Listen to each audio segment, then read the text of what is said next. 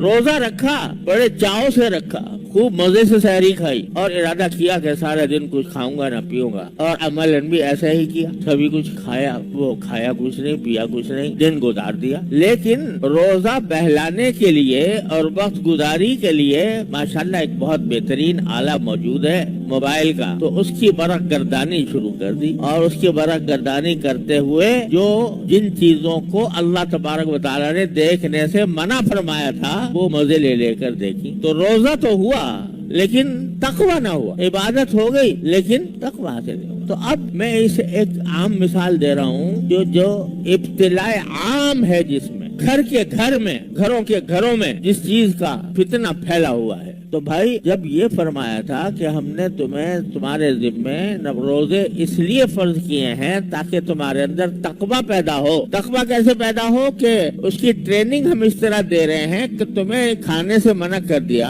پینے سے منع کر دیا, نفسانی خواہشات کی جائز ادائیگی سے منع کر دیا, اور تم نے اس کو قبول بھی کر لیا, کھانا بھی چھوڑ دیا, پینا بھی چھوڑ دیا, جائز طریقے سے اپنی جنسی خواہش پوری کرنی بھی چھوڑ دی, حلال چیزیں چھوڑ دی. میرے کہنے کی وجہ سے, میرے حکم کی تعمیل میں یہ سارے کام تم نے چھوڑ دیے. تو ماشاءاللہ یہ ایک مشق ہو گئی تمہاری کہ اللہ کے حکم کے آگے اپنی ہر خواہش کو قربان کرنے کی ایک مشق ہو گئی. لیکن اگر ایک طرف تم نے حلال چیزیں چھوڑ دی میرے کہنے پر, اور جو چیزیں پہلے ہی سے حرام تھیں وہ نہ چھوڑی, رمضان میں بھی جھوٹ بول رہے ہو, رمضان میں بھی غیبت کر رہے ہو, رمضان کے اندر بھی دل آزاری کر رہے ہو کسی کی, رمضان کے اندر بھی حقوق العباد کے خلاف کام کر رہے ہو, رمضان کے اندر بھی غصہ کر رہے ہو ناجائز, رمضان کے اندر بھی لوگوں کو ستا رہے ہو, رمضان کے اندر بھی تمہاری آنکھیں بند نہیں ہیں گناہ سے, رمضان کے اندر بھی تمہاری زبان گناہوں میں لت پت ہے, رمضان کے اندر بھی تمہارے کان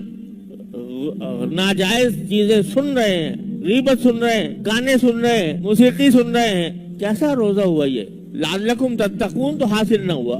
اب یہ ایک بعض گناہ ایسے ہو گئے ہیں, اللہ تعالیٰ اپنے رحمت سے, اپنے فضل و کرم سے ہم سب کی حفاظت فرمائے. بعض گناہ ایسے ہو گئے ہیں کہ معمولات زندگی میں داخل ہو گئے ہیں, جیسے پرو دیے گئے ہوں. جب سے یہ موبائل کا فتنہ آیا ہے تو گھر گھر میں, بڑے میں اور بچے میں, بالغ میں اور نابالغ میں یہ وبا پھیلی ہوئی.